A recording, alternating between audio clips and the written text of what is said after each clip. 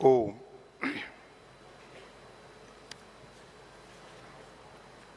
आज के इस कार्यक्रम में उपस्थित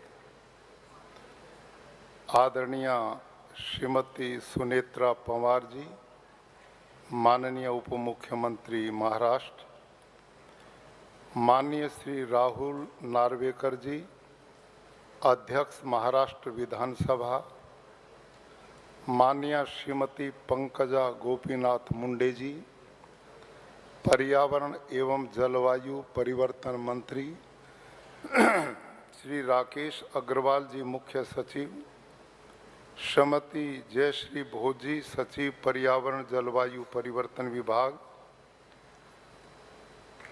इस कार्यक्रम में उपस्थित बहुत ही सम्मानित पूरे महाराष्ट्र से पधारे हुए बहुत जिम्मेदार भाई और बहनों, सर्वप्रथम मैं आदरणीय श्रीमती पंकजा मुंडे जी का आभारी हूं कि जिन्होंने मुझे इस गंभीर विषय पर चर्चा करने के लिए और आप जैसे लोग जिन्होंने बहुत समर्पित भाव से पर्यावरण को बचाने की दिशा में बहुत बड़ा काम किया है, उनके दर्शन करने का मुझे सौभाग्य मिला है।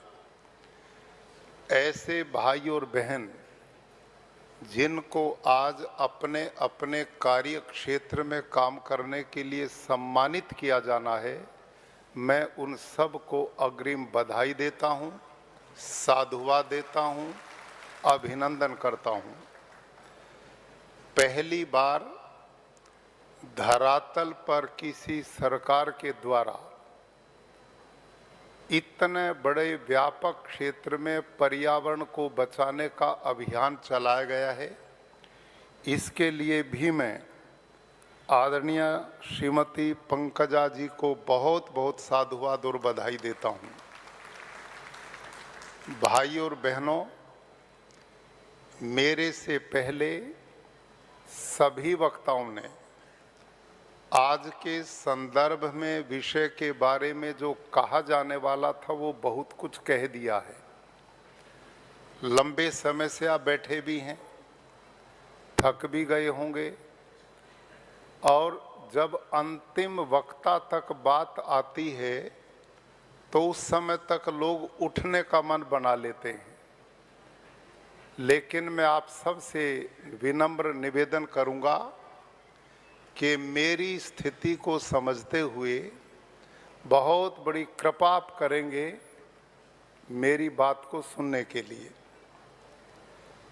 आदरणीय पंकजा जी का विशेष आग्रह था कि इस कार्यक्रम में मैं उपस्थित हूं, और आपकी जानकारी के लिए आपकी तरह मैं भी बहुत प्रयास करता हूं कि आज दुनिया की जो सबसे बड़ी चुनौती है वो पर्यावरण बन गई है। ग्लोबल वार्मिंग ने दस्तक दे दी है और उसके दुष्परिणाम चारों तरफ दिखाई दे रहे हैं। सूर्य का ताप इतनी तेजी से धरती पे आ रहा है कि हमारी धरती का तापमान बढ़ गया है, उससे ग्लेशियर पिघल रहे हैं।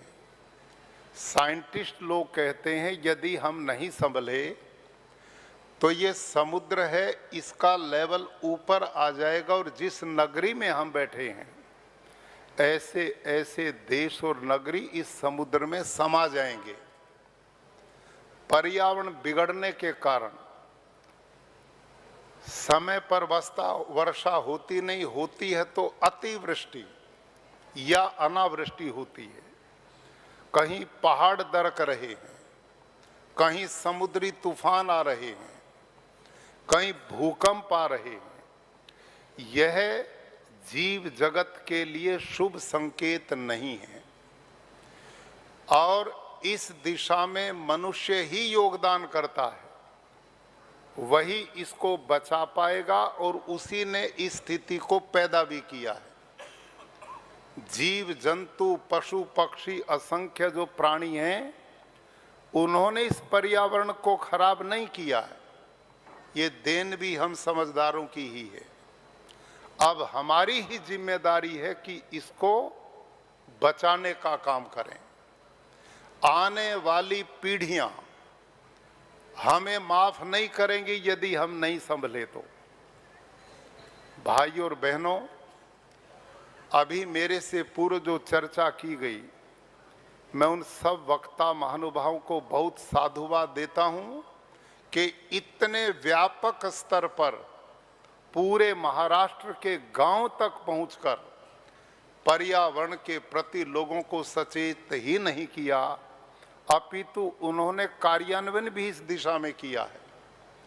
लेकिन हम शहरों में बैठकर ज्यादा चर्चा पानी पे कर लेते हैं, हम प्लास्टिक पे कर लेते हैं, इसी तरह से फैक्ट्रियों के प्रदूषण पर कर लेते हैं। लेकिन मुझे जो जानकारी मिली, आज के इस कार्यक्रम में ग्रामीण क्षेत्र से जुड़े हुए बहुत लोग आप हैं, आप खेती बाड़ी भी करते हैं। हम खेती बाड़ी के द्वारा हो रहे प्रदूषण को नहीं जान पाते, लेकिन आपको समझना है कि बहुत बड़ा इस पर्यावरण को खराब करने में आज जो रासायनिक खेती है, इसका बहुत बड़ा योगदान है। आपके जानकारी में जब किसान यूरिया और डीएपी खेतों में यूं छिड़कता ना, खेतों में यूं छिड़कता है, तो इस यूरिया में मुख्य घटक है नाइट्रोजन।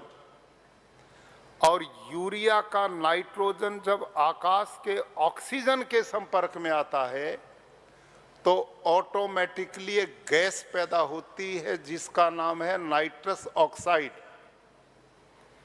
वो नाइट्रस ऑक्साइड कार्बन डाइऑक्साइड से 312 गुना खतरनाक है।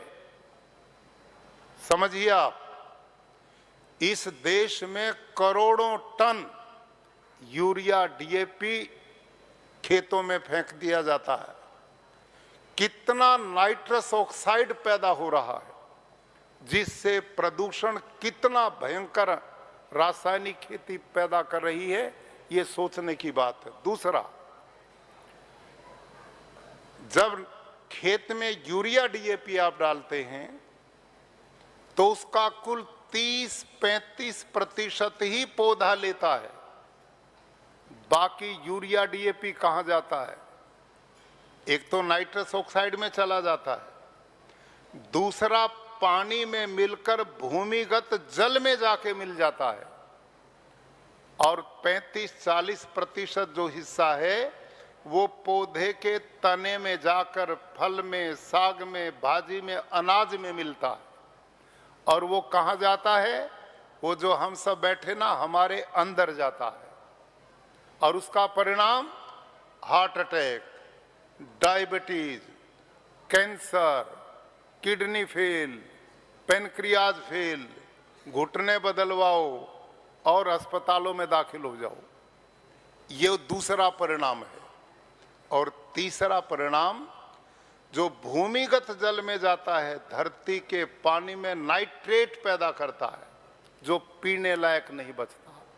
मैं लोगों को पूछता हूं, आज से 20-30 साल पहले ये पानी की बोतलें जो लोगों के हाथ में आप देखते हैं, कौन लिए फिरता था? कोई नहीं लिए फिरता था। हम कहीं पर भी पानी पी लेते थे, लेकिन आज नहीं पी सकते। क्यों नहीं पी सकते? क्योंकि हमने दुनिया भर की फैक्ट्री के पानी को बोरिंग करके धरती में उतार दिया। थोड़े से पैसे के स्वार्थ के लिए हम आने वाली पीढ़ियों के भविष्य को बर्बाद कर रहे हैं। और ये रासायनिक खेती, जिसके द्वारा पर्यावरण भी दूषित हो रहा है, धरती माता बंजर होगी नहीं, हो चुकी है। आज पूरे देश की धरती का ऑर्गेनिक कार्बन 0.2345 से नीचे आ चुका है। और कृषि वैज्ञानिक बोलते हैं, जिस धरती का मिट्टी का ऑर्गेनिक कार्बन 0.5 से नीचे है, वो बंजर होगी नहीं, हो चुकी है। और इसका बहुत बड़ा कारण है, जिस समय हरित क्रांति देश में प्रारंभ हुई, डॉक्टर स्वामीनाथन, डॉक्टर मैने जैसे लोग अमेरिका से पढ़ कर के आए और उन्होंने जब हरित क्रांति शुरू की, वो समय की जरूरत थी, उसका विरोध नहीं है, वो आवश्यकता थी। लेकिन भाई और बहनों, उस समय उन्होंने किसान की सारी धरती के ऑर्गेनिक कार्बन की जांच कराई थी। 60 के दशक में भारत के किसान की धरती का ऑर्गेनिक कार्बन 2 से 2.5% था पूरे देश का। अर्थात हमारी सारी बोने वाली धरती जिसमें खेती करते हैं, वो जंगल की भूमि की तरह उपजाऊ थी। लेकिन यूरिया, डीएपी, जंतुनाशक लगातार डलता रहा, तो हमारी उस धरती का ऑर्गेनिक कार्बन 2-2.5% से घटते घटते 0.5 से नीचे आ गया। डॉक्टर स्वामीनाथन ने 1 हेक्टेयर में उस काल में 13 किलो नाइट्रोजन डालने का विधान किया था, ओनली 13 केजी, और बम्पर उत्पादन होता था। क्यों होता था? क्योंकि उस समय धरती माता में गांडुल भरपूर मात्रा में था, अर्थवर्म अथाह था, सूक्ष्म जीवाणु थे, मित्र कीट थे, जो उस यूरिया डीएपी को खेत में पड़ते ही उसको खा के पौधे के भोजन में बदल देते थे। लेकिन आज भोजन बनाने वाले ही मार दिए तो रोटी कहां से खाओगे? सब गांडुल खेतों के मर चुके हैं, सूक्ष्म जीवाणु खत्म हो चुके हैं। आज पूरी धरती बंजर और पत्थर बन गई है। आज स्थिति ये बन गई है। इस दिशा में भारत के यशस्वी प्रधानमंत्री श्रीमान नरेंद्र मोदी जी ने एक अभियान चलाया है, नेचुरल फार्मिंग, प्राकृतिक खेती, नैसर्गिक खेती, जिसके द्वारा हम धरती को दोबारा उपजाऊ बना सकते हैं, पानी का संवर्धन भी कर सकते हैं और पानी की शुद्धता भी बचा सकते हैं और पर्यावरण को भी बचा सकते हैं। इस दिशा में आप जितने भाई और बहन ग्रामीण पृष्ठभूमि से आए हैं, उन सब से मेरा आग्रह है कि आप प्राकृतिक खेती को समझिए। आपकी सबकी जानकारी के लिए मैं खुद खेडूत हूं। मैं अपने हरियाणा प्रदेश के कुरुक्षेत्र में गुरुकुल चलाता हूं। वहां 200 एकड़ हमारी जमीन है। पिछले 9 वर्ष से एक बूंद भी यूरिया, डीएपी, जंतुनाशक में प्रयोग नहीं किया और मेरे खेत का उत्पादन रासायनिक वालों से भी ज्यादा होता है, उनसे भी ज्यादा होता है। वहां दुनिया देखने के लिए आती है। और वही नहीं, गुजरात में 6 वर्ष से मैं गवर्नर के रूप में काम करता हूं। आते ही मैंने ये अभियान चलाया और इस समय गुजरात में 8 लाख किसान प्राकृतिक खेती करना शुरू कर चुके हैं। और ये अभियान मैं चाहता हूं हमारे महाराष्ट्र में भी चलना चाहिए। इससे किसान की आय बढ़ेगी। प्राकृतिक खेती में खर्चा बिल्कुल नहीं है। आपकी धरती दोबारा युवा बन जाएगी, पर्यावरण बचेगा, गौ माता बचेगी, लोगों का स्वास्थ्य बचेगा, जो सबसे कीमती है। भाई और बहनों, यह प्राकृतिक खेती जो है, इसको थोड़ा सा आप समझो। ये जैविक खेती नहीं है जिसका प्रचार मैं करता हूं। यह ऑर्गेनिक फार्मिंग नहीं है। ऑर्गेनिक फार्मिंग मूलतः भारत की पद्धति नहीं है, लेकिन क्योंकि हमारी केंद्र सरकारों ने, प्रदेश सरकारों ने 30-40 साल तक जैविक खेती का प्रचार किया और ये जैविक शब्द हम सब के मानस में आ गया। ये कहां से आया था? ये 1905 में इंग्लैंड से एक डॉक्टर हार्वर्ड आए थे अपनी पत्नी के साथ। इंदौर के राजा के पास वो रुके और उन्होंने भारत में आके जैविक खेती का प्रचार किया, ऑर्गेनिक फार्मिंग का प्रचार किया। लेकिन जब वो गांव में गए तो उन्होंने देखा, तू जिनको सिखाने आया है, यहाँ के लोग तो तेरे से ज्यादा ही प्राकृतिक खेती करते हैं। यहाँ का किसान गौ पालता था, पशुधन था, और गोबर को दबाता था, और जब वो ब्लैक हो जाता था तब खेतों में डालता था, उससे जीवाणु बढ़ता था, कृषि होती थी। तो वो 1947 तक भारत में रहे। उसके बाद वो वापस चले गए। लेकिन उस व्यक्ति ने इस ऑर्गेनिक शब्द को छोड़ दिया, जैविक खेती को परमानेंट दुनिया के मानस में बैठा दिया। जैविक खेती स्वदेशी खेती नहीं है, ये विदेशी खेती है। इसमें जो गांडुल प्रयोग होता है ना जैविक खेती में, वो भारत का नहीं है, वो विदेश से आयात किया जाता है। वो गोबर खाता है, मिट्टी नहीं खाता। तापमान बढ़ता तो मर जाता है, तापमान घटता तो भी मर जाता है। शरीर से हैवी मेटल छोड़ता है, और वो 1.5-2 महीने में खाद गोबर को खा के वर्मी को कंपोस्ट बनाता है। उसमें बहुत समय लगता है। जैविक खेती में किसान की मेहनत कम नहीं होती, उसमें खर्चा भी कम नहीं होता, और उत्पादन भी पूरा नहीं मिलता। लेकिन मैं जिस खेती का प्रचार आपके बीच में कर रहा हूं, उसका नाम है प्राकृतिक कृषि, उसका नाम है नेचुरल फार्मिंग, उसको आपकी भाषा में कहेंगे नैसर्गिक खेती। और उसका मूल सिद्धांत क्या है? आप लोगों ने जंगल देखा होगा, जंगल में हजारों पेड़ पौधे, तरह तरह की वनस्पति है।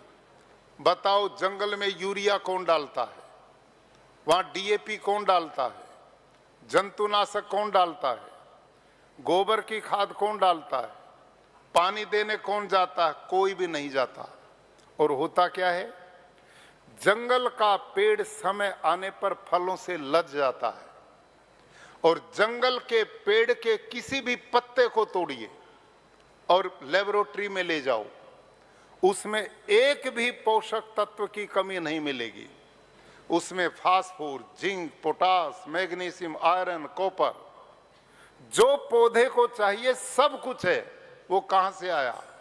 वो नेचर से आया, वो प्रकृति से आया, ईश्वरीय व्यवस्था से आया। जो नियम जंगल में काम करे, वही नियम हमारे खेत में काम करे। इसका नाम प्राकृतिक खेती है, इसका नाम नेचुरल फार्मिंग है। ये प्रचार आपके बीच में मैं करूंगा। इस समय गुजरात में मैं गांव में जाता हूं, रात भी मैं गांव में था, और मैं 4 बजे गांव में जाता हूं। पहले गांव में स्वच्छता अभियान चलाता हूं झाड़ू लेकर के, फिर गांव की पंचायत की 1 एकड़ लैंड में मैं वृक्षारोपण करवाता हूं, और हर महीने उसकी फोटोग्राफी मंगवाता हूं। पौधा मरना नहीं चाहिए। लगते तो बहुत हैं, जिंदा कितना रहते हैं, असली बात ये है, वो बचने चाहिए। 2 काम। तीसरा, मैं उसी गांव में रात को दलित अनुसूचित जाति परिवार में भोजन करता हूं, और उसके बाद रात को उसी गांव में पूरे गांव को, जैसे आप बैठे हैं, चारपाई खाट पर बैठ करके मैं जनसभा करता हूं, और रात को फिर मैं उसी गांव के स्कूल में सोता हूं, और सवेरे उठ के उस स्कूल में पढ़ने वाले बच्चों के साथ योग करता हूं। और सवेरे उठ के मैं जो प्राकृतिक खेती किसान करता उसके खेत में जाता हूं। वो हल चलाता तो हल चलाने में मदद करता हूं, चारा काटता तो चारा कटवाता हूं, और दूध निकालने की जरूरत पड़ती तो मैं गाय भैंस का दूध भी निकालता हूं। तो मैं पक्का शेतकरी हूं। तो यहां जितने भाई बैठे, बहन पंकजा ने बहुत बड़ा ये अभियान लिया है, और प्रदेश सरकार पर्यावरण को बचाने की दिशा में गंभीरता से आगे बढ़ी है, तो अन्य जितने कारण हैं पर्यावरण को बिगाड़ने के वो दूर किए जा रहे हैं। आप द्वारा बहुत बधाई के पात्र हैं। लेकिन इसके साथ आप कृषि को नहीं जोड़ेंगे तो हम अपने लक्ष्य की प्राप्ति नहीं कर पाएंगे।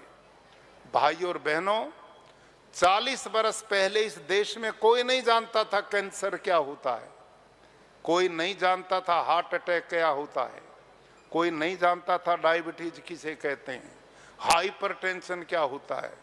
किसी ने घुटने नहीं बदलवाए, लेकिन घुटने का काम आज है नहीं, घुटने सबके ही बदल रहे हैं। कितनी प्रोग्रेस हो रही है। ये सब कुछ क्यों है? इसका सबसे बड़ा कारण आप और मैं जो खा रहे हैं वो शुद्ध नहीं है। ना पानी शुद्ध बचा, ना गाय भैंस का शुद्ध दूध बचा, न हमारी माताओं का बचा, न अनाज में शुद्धता है, न फलों में पवित्रता है। सब में रसायन आ रहे हैं जो मेरे आपकी बीमारियों का कारण बन रहे हैं, पर्यावरण के दूषण का काम बन रहे हैं। मैं अभी जल संरक्षण का एक विषय है। प्राकृतिक खेती ऐसी है जिसमें जल संरक्षण के लिए अलग से खर्चे करने की जरूरत नहीं पड़ती। आजकल बोरिंग किए जा रहे हैं, करोड़ों रुपया खर्च होता है, लेकिन प्राकृतिक खेती में बोरिंग करने का काम तो गांडुल कर देता है। और जब प्राकृतिक खेती होगी तो वर्षा जल बहकर जा ही नहीं सकता, वो सारा भूमि में चला जाता है। मैं एक दो वीडियो आपको दिखाऊंगा और आप देखिए जो खेडूत यहां पर बैठे हैं, आपकी धरती मां की स्थिति क्या बन चुकी है। भाइयों, वो वीडियो जिसके हाथ में, वो चलाना भाई, पहला वीडियो आप उसके द्वारा देखेंगे। 5 जून 2024 की एक घटना है कि गुरुकुल ज्योतिसर जिला कुरुक्षेत्र में छात्रों की संख्या बढ़ने के कारण हमने अपने पड़ोसी ऐसे एक किसान से 5 एकड़ जमीन लीज पर ली जिसमें छात्रों के लिए ग्राउंड बनाया जा सके। उसकी फेंसिंग के लिए प्रबंधक समिति ने निर्णय लिया कि उसमें ड्रिल मशीन के द्वारा जमीन में होल करके पाइप लगाकर उसमें तार फेंसिंग की जाए ताकि बच्चे अंदर सुरक्षित रह सकें। तो उसमें ड्रिल मशीन से जब हम छिद्र करने लगे तो जोर लगा करके भी 63 सीसी का इंजन उस भूमि में 2 इंच से ज़्यादा छिद्र नहीं कर पाया। और दूसरी जगह जब होल किया वहां पर भी मशीन फेल हो गई। लेकिन फिर हमने विचार किया कि यह जमीन इतनी कठोर क्यों है। क्या गुरुकुल कुरुक्षेत्र की जिस जमीन में हम प्राकृतिक खेती करते हैं, क्या वो भी जमीन इतनी कठोर है? तो हम ड्रिल मशीन को गुरुकुल कुरुक्षेत्र के खेतों में लेकर के गए। तो वहां पर जब ड्रिल की गई तो कुल 30 सेकंड में 2.5 फीट गहराई तक ड्रिल मशीन ने छिद्र बना दिया। वो आप इन चित्रों से भी देख सकते हैं। मेरे प्यारे किसान भाई और बहनों, ये सब कुछ अंतर किस बात का है कि हमने देखा कि जिस किसान से हमने ग्राउंड के लिए जमीन लीज पर ली है, उसमें किसान पिछले 40-45 वर्षों से केवल रासायनिक खेती करता है, जिसका परिणाम यूरिया, डीएपी, जंतुनाशक, पेस्टिसाइड, इंसेक्टिसाइड ने सभी केचुए, अर्थवर्म मार दिए, सूक्ष्म जीवाणु खत्म कर दिए, धरती पत्थर बन गई, बंजर बन गई। इसका परिणाम है कि इस समय भारत की धरती पानी नहीं पी रही। वर्षा जल जब बरसता है तो ऊपर वाली 6 इंच मिट्टी को बहा करके ले जाता, बाढ़ आ जाती है। और भूमिगत जल को हम ट्यूबवेलों के द्वारा, पंप्स के द्वारा खींच करके निकाल रहे हैं। और वर्षा जल धरती माता पी नहीं रही है। इस कारण भूमिगत जल घटता जा रहा है, जमीन बंजर होती जा रही, पत्थर होती जा रही। अब इसको बंद करो जबकि भैया, गुरुकुल बंद करो। कुरुक्षेत्र के प्राकृतिक खेती। भाइयों और बहनों, ये बिल्कुल प्रैक्टिकल घटना आपके बीच में है। जब ये घटना मेरे साथ घटी तो मैंने देश के अलग अलग भागों में यूनिवर्सिटीज में, जो एग्रीकल्चर यूनिवर्सिटीज हैं, उनमें ऐसा सोचा कि भाई तुम अपनी जमीन को देखो, वो ठीक है या ऐसा ही है। लगभग सारे देश में एक ही स्थिति मिली। ऊपर की 1 फीट मिट्टी इसलिए ठीक ठाक दिखती है क्योंकि उसमें ट्रैक्टर चलता है, हल चलता है, लेकिन उसके नीचे पत्थर जैसी लेयर बन गई है यूरिया डीएपी के कारण। जब बारिश बरसती है तो धरती पानी नहीं पीती। पानी कब पिया जाता था? जब उसमें गांडुल होता था, अर्थवर्म था, उसमें छिद्र करता था, सूक्ष्म जीवाणु उसको मुलायम करते थे और धरती का पानी बहता नहीं था, वो धरती माँ के पेट में जाता था। अब ऐसा पूरे देश में नहीं बचा है, लेकिन जो लोग प्राकृतिक खेती करते हैं, अब मेरे खेत का दूसरा वीडियो आप देखो, कैसे धरती माँ पानी पी रही, आपको दिखाई देगा। ये दूसरा वीडियो चला भैया। किसान भाइयों, आज मैं गुरुकुल कुरुक्षेत्र के प्राकृतिक कृषि फार्म पर पहुंचा। आप सब जानते हैं कि पिछले 10-11 जुलाई में उत्तर भारत में भारी बारिश हुई है और कुरुक्षेत्र में भी ये वर्षा पर्याप्त मात्रा में हुई, जिसके परिणाम स्वरूप सभी लोगों के खेत लबालब पानी से भर गए। ऐसी स्थिति में गुरुकुल कुरुक्षेत्र के प्राकृतिक खेती के अंदर जो केचुआ है, अर्थवर्म है, गांडुल, वो एकदम धरती से बाहर निकला और जो रास्ते हमने चलने के लिए खेतों के बीच में बनाए हैं, उनके बीच में आप देख सकते हैं कितनी बड़ी संख्या में केचुए रेंग रहे हैं, चल रहे हैं। और हमारे एक एक एकड़ में 8-10 लाख तक केचुआ काम करते हैं और ये भूमि में 8-10 फुट तक यूं सीधा छेद बनाते हैं, दूसरे छेद से ऊपर आते हैं, इससे जाते हैं और इससे आते हैं। इसका परिणाम क्या है कि धरती के अंदर जितना भी ये पानी वर्षा का है, उन छिद्रों के द्वारा ये धरती माँ के पेट में जा रहा है। ये जो दूसरा आप ये बबल देखो, चित्र देख रहे हैं, इसमें पानी में बुलबुले उठ रहे हैं। ये सारा का सारा पानी केचुओं के द्वारा बनाए गए खेतों में छिद्रों में प्रवेश कर रहा है और पड़ोसी खेतों में पानी भरा खड़ा है, उससे फसलें बर्बाद हो रही हैं। लेकिन हमारे खेत का जितना भी पानी था, वो केचुए द्वारा बनाए गए छिद्रों के द्वारा सारा धरती माँ के पेट में चला गया। यह है नेचुरल वाटर हार्वेस्टिंग सिस्टम। अब बंद कर दो भैया। इसके लिए सरकारें, आपने देखा भाइयों, ये प्रैक्टिकल आपके सामने है। जो रासायनिक खेती हम कर रहे हैं उसमें ये अर्थवर्म, गांडुल सब मार दिया।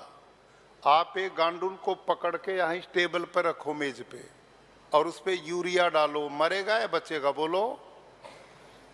और उस पे गाय का गोबर डालेंगे तो बचेगा और परिवार बढ़ाएगा। हमने सारे ये मित्र कीट जो थे, जो किसान के मित्र थे, वो सब मार दिए। और ये गांडुल एक काम नहीं करता कि पानी धरती में जाता, नहीं, ये गांडुल अपनी जिंदगी में 30 से 40 से 50 हजार बच्चों को जन्म देता है और धरती में यूं जाता और दूसरे छिद्र से आता, जिससे जाता दूसरे से आता है। और धरती को वर्मीवोस अपने पसीने से लिपाई करते जाता, वो बंद नहीं होता छिद्र। 8-10 फीट तक धरती को ऑक्सीजन मिलता तो उसकी फर्टिलिटी बढ़ती है।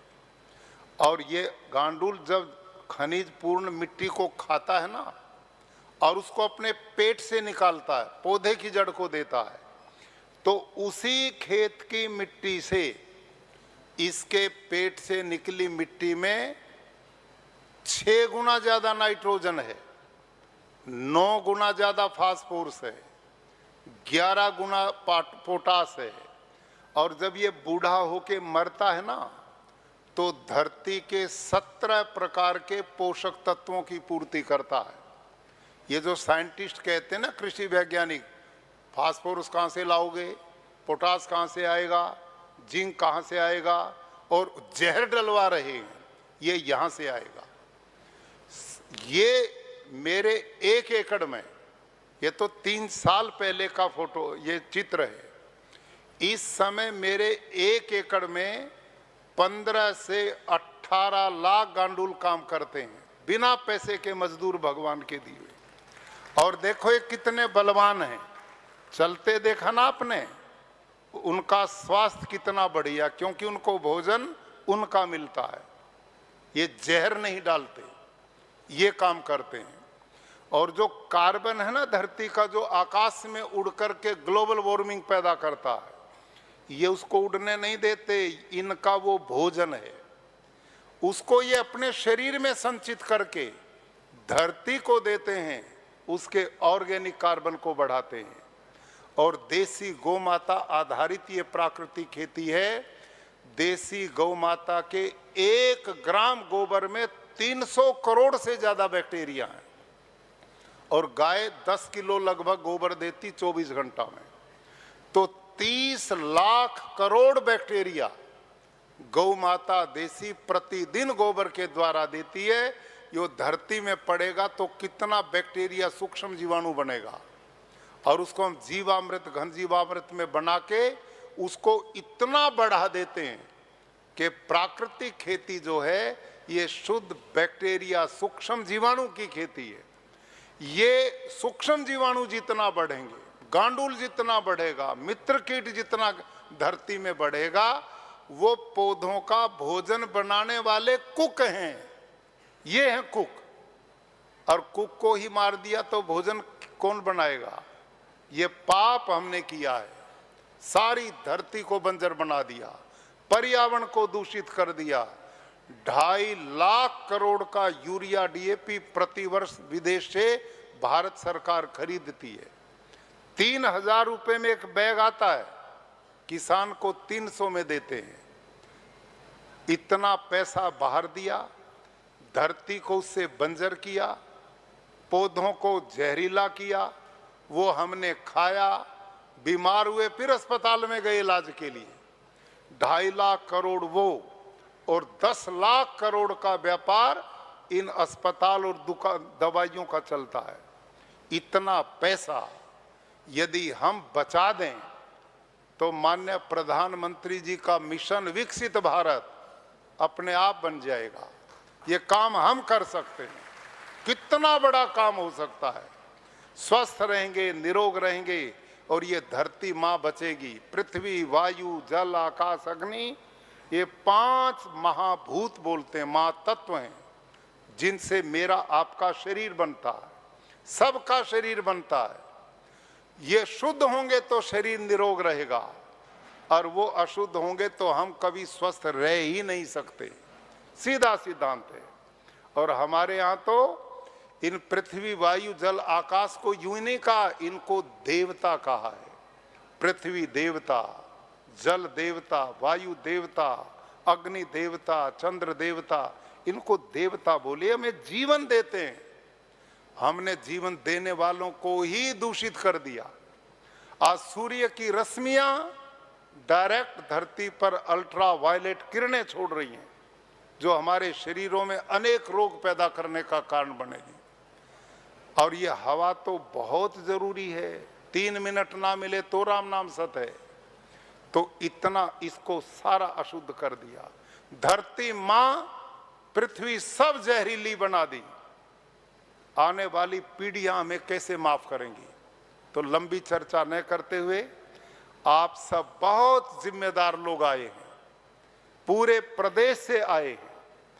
आप लोगों ने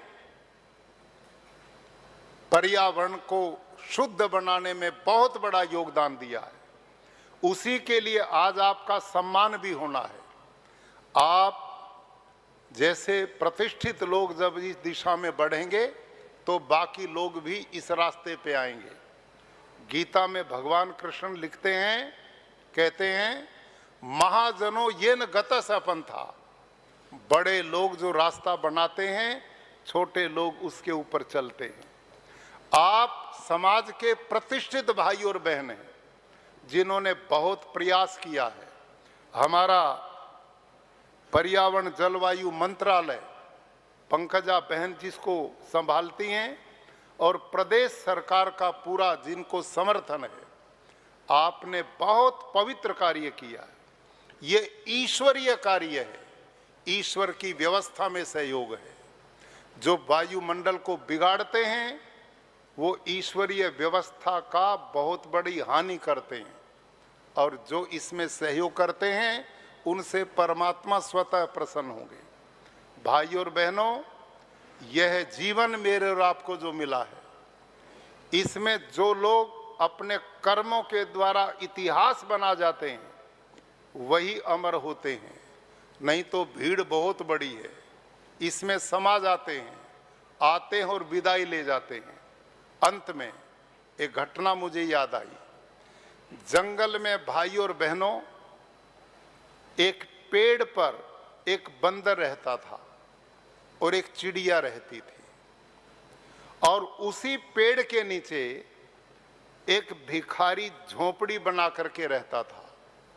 वो रात को जाकर झोपड़ी में सो जाता था और दिन में आकर मुंबई जैसे शहर में भिक्षावृत्ति कर लेता था, इसी से उसका गुजारा चलता था। एक दिन क्या हुआ, वो भिखारी बेचारा मुंबई में आकर भिक्षा के लिए घूम रहा था, और ये बंदर बड़ा धूर्त होता है। इसने पीछे से इस भिखारी की झोंपड़ी में आग लगा दी। तो चिड़िया ने बंदर को बोला, रे बंदर, ये तो तूने बहुत बड़ा पाप किया है, अपराध किया है। लोगों के घर बनाए जाते हैं, उजाड़े नहीं जाते, निर्माण किया जाता है, जलाए नहीं जाते। तूने पाप किया है, पर चलो तूने गलती कर दी, लेकिन तू एक काम कर, मेरे साथ चल, और ये बराबर में जो नदी बहती है ना, इससे पानी लेके आएंगे और इस आग को बुझाएंगे। जब चिड़िया ने बंदर के सामने प्रस्ताव रखा तो बंदर तो बहुत दूर था। उसने कहा, री चिड़िया, यदि मुझे आग बुझानी होती तो मैं लगाता ही क्यों। तो चिड़िया ने इसकी इंतजार नहीं की भाइयों, अपने घोंसले से उड़ी, नदी पे गई, चोंच में बूंद भर पानी लिया, उड़ी और इस आग पर डालती, फिर जाती आग पे डालती, फिर जाती आग पे डालती। बंदर ने इसका मजाक करते हुए कहा, हरी चिड़िया, तेरी चोंच के बूंद भर पानी से क्या ये प्रचंड ज्वाला बुझ जाएगी। तो चिड़िया ने कमाल और गजब की बात कही, से ध्यान से सुनना है। चिड़िया ने कहा, भाई बंदर, यह मैं बहुत अच्छी तरह जानती हूं कि मेरी चोंच भर बूंद पानी से प्रचंड ज्वाला नहीं बुझेगी, लेकिन जिस दिन इतिहास लिखा जाएगा तेरा नाम आग लगाने वालों में लिखा जाएगा और मेरा नाम आग बुझाने वालों में लिखा जाएगा। तो मेरे भाइयों, दुनिया आती है इस धरती पे और चली जाती है, लेकिन चिड़िया की तरह जो प्रयास करते रहते हैं वो इतिहास बनाते हैं, आने वाली पीढ़ियों को रास्ता देते हैं और राष्ट्र समाज के निर्माण के लिए आहूत हो जाते हैं। वही दुनिया में जिंदा रहते हैं, वही अमर होते हैं। आप सब ने मेरी बात को सुना, आशा इस पर चिंतन मनन करेंगे और आज का जो मिशन पर्यावरण की दृष्टि से सबने जिम्मेदारी से संभाला, उसके लिए आप सबको बहुत बहुत साधुवाद। और आदरणीय बहन पंकजा मुंडे जी को बहुत बहुत साधुवाद, बधाई। और प्रदेश सरकार ने जो मिशन आगे बढ़ाया ये बढ़ता रहे, इसी में मानवता और जीव मात्र का कल्याण है। धन्यवाद। आज के इस अत्यंत खुशी के तथा अहम